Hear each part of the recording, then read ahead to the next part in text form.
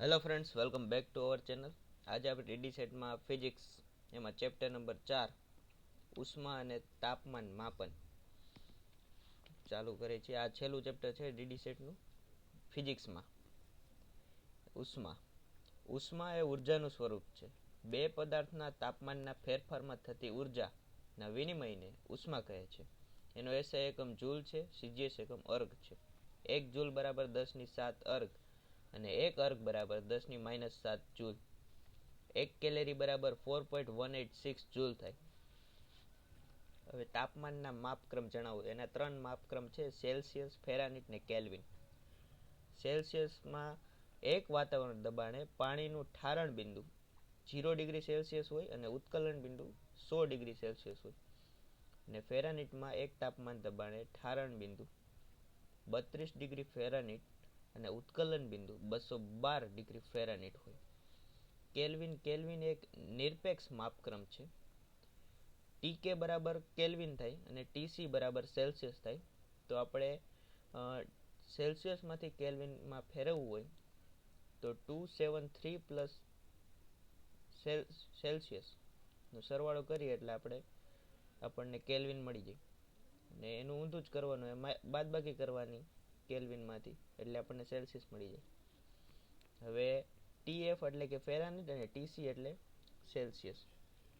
માં જો ટીએફ આપણે જોતું હોય, સેલ્સિયસમાંથી ટીએફ મેળવવું હોય તો 32 પ્લસ 5/5 પ્લસ ટીસી એટલે કે સેલ્સિયસ. અને સેલ્સિયસ જોતું હોય તો 5/9 એને ગુણાકાર ટીએફ માઇનસ 32. બરાબર. હવે એક્ઝામ્પલ છે. એક વ્યક્તિને 101 તાવ આવે છે તો એ કયા તાપમાન સ્કેલનો ઉપયોગ થયો હશે? આ તાપમાનને અન્ય 2 એકમોમાં રૂપાંતરિત કરો. તો 101 ફેરાનહીટ છે. ફેરાનહીટમાં આપણે માપેલ હશે અને એને આપણે સેલ્સિયસમાં ફેરવી તો સૂત્ર પ્રમાણે સેલ્સિયસમાં 38.33 ડિગ્રી સેલ્સિયસ મળે. અને કેલ્વિનમાં ફેરવી તો એ સૂત્ર પ્રમાણે આપણને 311.33 કેલ્વિન મળે. એવી રીતે બીજો દાખલો. એક વ્યક્તિ 42 ડિગ્રી સેલ્સિયસ તાપમાનનો તાવ આવે છે તો તેને ફેરાનહીટ અને કેલ્વિનમાં ફેરવો તો સૂત્ર પ્રમાણે દાખલો થાય. હવે યાદ રાખવા જેવી બાબતો.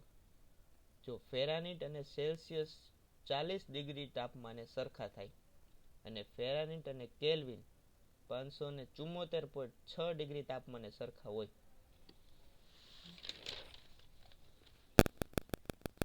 હવે આવે ઉષ્મા વહન. ઉષ્મા વહન એટલે શું? કે પદાર્થના ગરમ ભાગથી ઠંડા ભાગ તરફ ઉષ્મા વિનિમયની રીતને ઉષ્મા વહન કહે છે. તે ઘન પદાર્થમાં જોવા મળે છે, ખાસ કરીને ધાતુ અને મિશ્ર ધાતુ. તેના 2 પ્રકાર પડે: ઉષ્મીય સુવાહક અને ઉષ્મીય અવાહક. સુવાહક એટલે કે જે પદાર્થ પોતાનામાંથી ઉષ્માનું વહન કરે તેને ઉષ્મીય સુવાહક કહે. એક્ઝામ્પલ તરીકે તાંબુ, ચાંદી, પિત્તળ, લોખંડ વગેરે.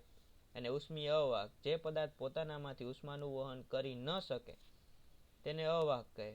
એક્ઝામ્પલ લાકડું, હવા, રબર, બેકેલાઇટ, કાચ, એબેનાઇટ વગેરે. હવે આવે ઉષ્માનયન. ઉષ્માનયન શું? તે માધ્યમના કણોની વાસ્તવિક ચાલ અને ગતિ દ્વારા એક ભાગથી બીજા ભાગમાં ઉષ્માનું પ્રસરણને ઉષ્માનયન કહે છે. તે વાયુ અને પ્રવાહીમાં જોવા મળે છે. અને 2 પ્રકાર પડે: એક કુદરતી અને કૃત્રિમ. કુદરતીમાં તે ગુરુત્વાકર્ષણ બળને લીધે થાય છે. એક્ઝામ્પલ તરીકે દરિયાઈ પવન. અને કૃત્રિમમાં તે માધ્યમના કણો પંપ દ્વારા ગતિમાં આવે છે, એટલે કે એસીની સિસ્ટમ, ઓટોમોબાઈલ એન્જિન, રુધિરનું ભ્રમણ વગેરે. હવે ઉષ્મા વિકિરણ. તો કે માધ્યમના કણોને ગરમ કર્યા વગર કે ગતિ આપ્યા વગર એક જગ્યાએથી બીજી જગ્યાએ ઉષ્માના પ્રસરણને ઉષ્મા વિકિરણ કહે છે. એક્ઝામ્પલ તો કે વિદ્યુત ચુંબકીય તરંગો, સૂર્યના કિરણો, અગ્નિ ઉષ્મા. જેનું તાપમાન 0 ડિગ્રી કેલેરીથી વધારે હોય તેવા તમામ ઘન, પ્રવાહી કે વાયુમાં તે જોવા મળે છે. ઉષ્મા વિકિરણ નીચેની બાબત પર આધાર રાખે છે: પદાર્થનું માપન, ઉત્સર્જન સપાટી, સપાટીનો વિસ્તાર.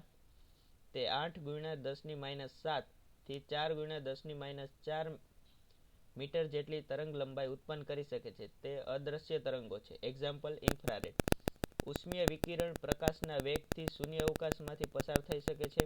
જ્યારે પદાર્થ પર ઉષ્મીય વિકિરણ પડે છે ત્યારે તેનું અર્ધપરાવર્તન અને શોષણ થાય છે.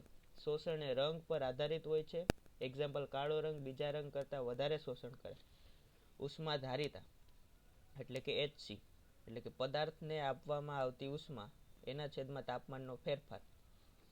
કોઈપણ પદાર્થને આપવામાં આવેલી ઉષ્મા અને તાપમાનના ફેરફારના ગુણોત્તરને ઉષ્માધારિતા કહે છે. તે પદાર્થના દળ અને પદાર્થની જાત પર આધારિત છે. હવે વિશિષ્ટ ઉર્જા. વિશિષ્ટ ઉર્જા એટલે કે સ્પેશિયલ હીટ એટલે કે C એટલે ઉષ્માધારિતાના છેદમાં દળ. એનો SI એકમ joule upon kelvin into kg. તે દળ ઉપર આધારિત નથી, પદાર્થના ગુણધર્મો પર આધારિત છે. ઉષ્માધારિતા એ દળના ગુણોત્તરને વિશિષ્ટ ઉષ્મા કહે છે. હવે ઉષ્મા વાહકતા. કોઈ પણ પદાર્થને ઉષ્મા વહન કરવાની ક્ષમતાને ઉષ્મા વાહકતા કહે છે. Delta Q upon delta T ચલે છે. A એટલે કે એરિયા, T એટલે કે ટેમ્પરેચર અને X એટલે કે ડિસ્ટન્સ. તો આ ત્રણ પરથી આપણે લખી શકીએ delta Q upon delta T is equal to A એટલે કે અચળાંક ઇન્ટુ A ગુણાકાર delta T upon delta X.